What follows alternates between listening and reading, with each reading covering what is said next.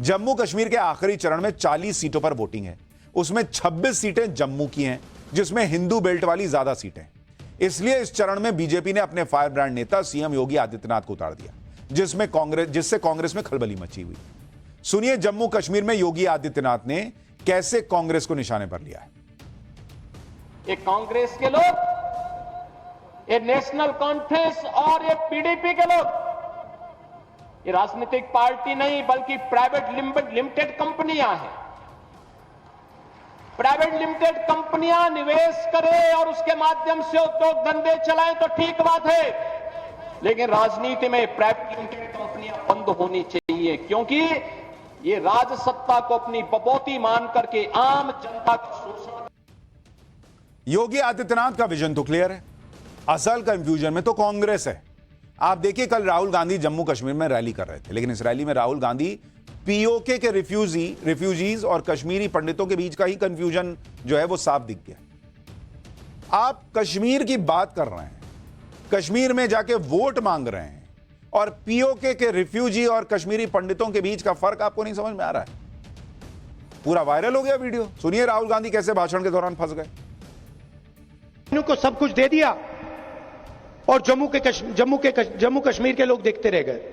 PoK से refugees आए, उनसे मनमोहन सिंह जी ने वायदा किया था, वो वायदा पूरा किया जाएगा। सॉरी, कश्मीरी पंडित से जो मनमोहन सिंह जी ने वायदा किया था वो वायदा पूरा किया जाएगा। क्या बोल रहे हैं वही जानते हैं। राहुल गांधी खुद तो कंफ्यूज हो ही जाते हैं, लेकिन उनसे कांग्रेस ये उम्मीद करती है कि वो पार्टी के कंफ्यूजन को दूर करे। जैसे आप देखिए कि हरियाणा में भूपेंद्र सिंह हुड्डा और दलित नेता कुमारी शैलजा के बीच भयंकर खटपट चल रही है, सबको पता है। चुनाव के दौरान ये खटपट इतनी बढ़ गई कि ऐसी चर्चाएं चलने लगी कि दलित नेता का ऐसा अपमान हो रहा है कि कुमारी शैलजा बीजेपी में जा सकती है। हालांकि कुमारी शैलजा ने क्लियर कर दिया कि वो कांग्रेस छोड़कर नहीं जाएंगे, लेकिन उनके और भूपेंद्र सिंह हुड्डा के झगड़े ने कांग्रेस को बड़ी टेंशन दे दी। आज राहुल गांधी की हरियाणा में रैली थी, तो किसी तरह से शैलजा और हुड्डा को एक मंच पर कांग्रेस लेकर आ पाई।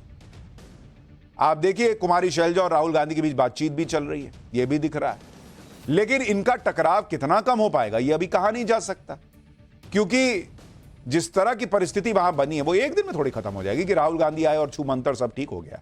देखिए, और जिस तरह से बातचीत हो रही है उसमें ऐसा लग रहा है कि समझा भी नहीं, जान दीजिए, अभी जान दीजिए, इलेक्शन निकलने दीजिए। अब जो भी कह रहे हो, लग तो बॉडी लैंग्वेज से ऐसे ही रहा, लेकिन आप जाने दीजिए, कह देंगे, वो जाने देंगी और वो जाने देंगे तब तो, और पब्लिक जाने देगी तब तो। इसलिए बहुत जरूरी होता है कि विजन क्लियर हो कि आप क्या सोच रहे हैं, क्या कर रहे हैं। नहीं होता तो मामला गड़बड़ाता है। लेकिन अब सबकी बोलती कांग्रेस ने बंद कर दी, क्योंकि कांग्रेस के पूरे इकोसिस्टम का प्रेशर आ गया और फिर यू टर्न लेना पड़ा। लेकिन इस यू टर्न से हिमाचल की जनता कंफ्यूज हो रही, क्योंकि नेम प्लेट का फैसला तो मिलावट को रोकने के लिए था। फिर फैसले के ठंडे बस्ते में जाने का क्या मतलब? जिस तरह से हर जगह मिलावट की खबरें आ रही हैं, उसके बाद तो यह फैसला और जरूरी था। तो क्या सिर्फ योगी आदित्यनाथ को क्रेडिट न मिल जाए, इस डर से फैसला टाल दिया? आज अपनी सफाई में भी मंत्री विक्रमादित्य सिंह ने दुकानदारों की पहचान के मुद्दे को हिमाचल के लॉ एंड ऑर्डर्स के लिए जरूरी बताया, साफ सफाई के लिए जरूरी बताया। लेकिन सवाल यह है कि अगर आप खुद मान रहे हैं कि यह फैसला हिमाचल के लिए जरूरी है, तो फिर लटका क्यों दिया? और अगर इस फैसले से पीछे ही हटना था, तो फिर डंके की चोट पर ऐलान क्यों किया था? क्या मंत्री ने बिना सीएम को बताया या चर्चा किए नेम प्लेट के फैसले का ऐलान किया था? कुछ लोग यह मान रहे हैं कि जिस तरह से हिमाचल में मस्जिदों के अवैध निर्माण के खिलाफ हिंदू एकजुट होकर उतरे, उससे हिमाचल की सरकार बैकफुट पर आ गई थी, और फिर नेम प्लेट जैसे फैसलों से हिंदुओं के गुस्से को शांत करने की कोशिश हुई, लेकिन बाद में फैसला वापस लेना पड़ा, क्योंकि मुस्लिम वोट बैंक के नाराज हो जाने का रिस्क था। इस फैसले से हिमाचल में तो हड़कंप मचा नहीं, लेकिन नेशनल लेवल पर कांग्रेस में बवाल मच गया, क्योंकि अभी जम्मू कश्मीर और हरियाणा में चुनाव है। इस फैसले से कांग्रेस को मुस्लिम वोटों की नाराजगी का डर सता रहा है।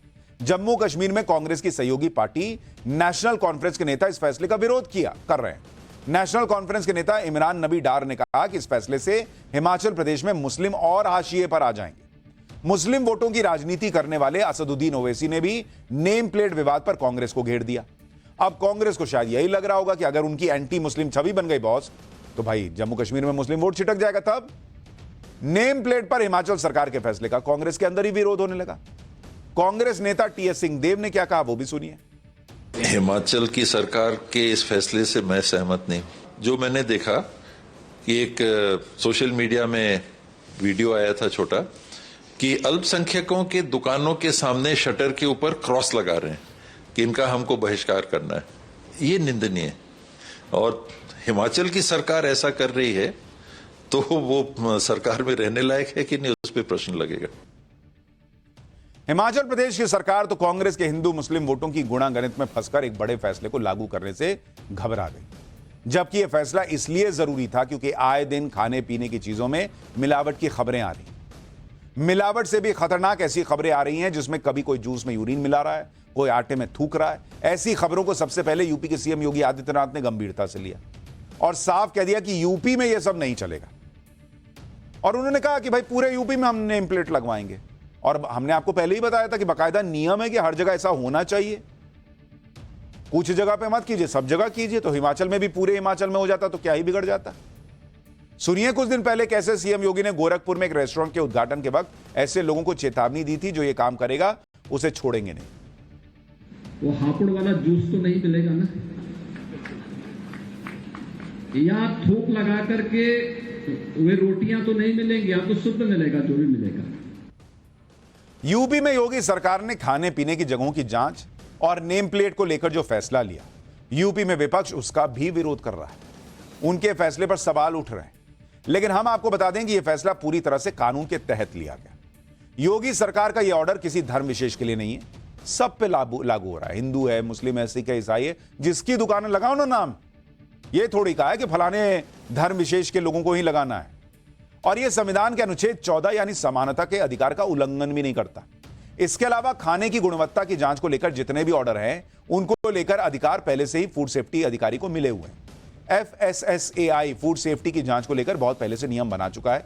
Food safety and standards regulation 2011 के नियमों के मुताबिक जांच के दौरान अधिकारी रेस्टोरेंट मालिक से लेकर सप्लायर तक का नाम जान सकता है।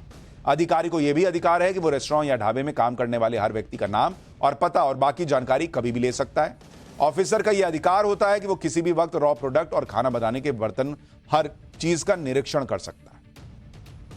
आप सीएम योगी के गवर्नेंस को देखिए। अगर उन्हें लगता है कि कोई फैसला प्रदेश हित के लिए जरूरी है तो वो पीछे नहीं हटते।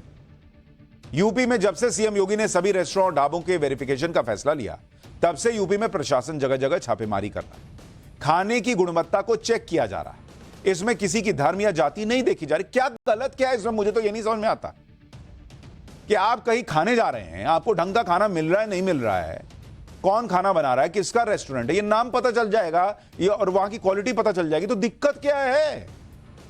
यूपी के इटावा की तस्वीर देखिए। यहां रेस्टोरेंट ढाबों पर सरप्राइज चेकिंग चल रही है, खाने की क्वालिटी को परखा जा रहा है। इटावा में फूड सेफ्टी विभाग के अधिकारी बड़े बड़े होटल और रेस्टोरेंट को चेक कर रहे हैं। किचन में जा जाकर देखा जा रहा है कि खाने बनाने वाले ने मास्क और ग्लव्स पहने या नहीं, नॉनवेज आइटम और वेज आइटम अलग अलग रखे गए हैं या नहीं।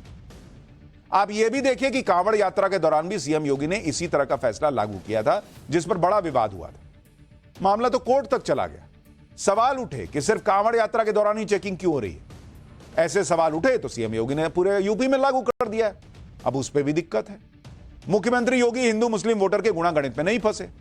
उन्होंने कई कांवड़ ले जाने वाले श्रद्धालुओं की शिकायतें मिल रही थी कि लोग नाम बदलकर शुद्ध शाकाहारी ढाबा लिख देते हैं और बाद में पता चलता है कि उस ढाबे में नॉनवेज भी बनता है। सीएम योगी ने इस परेशानी को समझा, नेम प्लेट के आदेश को लागू कर दिया। सीएम योगी ऐसे ताबड़तोड़ फैसले लेते हैं, इसलिए उनके मॉडल को विपक्ष के राज्य भी फॉलो करते हैं। इसी बात से इंडी गठबंधन चिढ़ता है कि सीएम योगी को इतनी फुटेज क्यों मिल रही है। इसलिए जब हिमाचल के मंत्री ने योगी का मॉडल का जिक्र किया तो कांग्रेस तिल मिला गई। कांग्रेस इसलिए भी योगी आदित्यनाथ की तारीफ से चिढ़ गई क्योंकि आज जम्मू कश्मीर के चुनाव में योगी आदित्यनाथ की भी एंट्री हो गई। जम्मू कश्मीर के आखिरी चरण में 40 सीटों पर वोटिंग है, उसमें 26 सीटें जम्मू की हैं, जिसमें हिंदू बेल्ट वाली ज्यादा सीटें। इसलिए इस चरण में बीजेपी ने अपने फायर ब्रांड नेता सीएम योगी आदित्यनाथ को उतार दिया, जिससे कांग्रेस में खलबली मची हुई।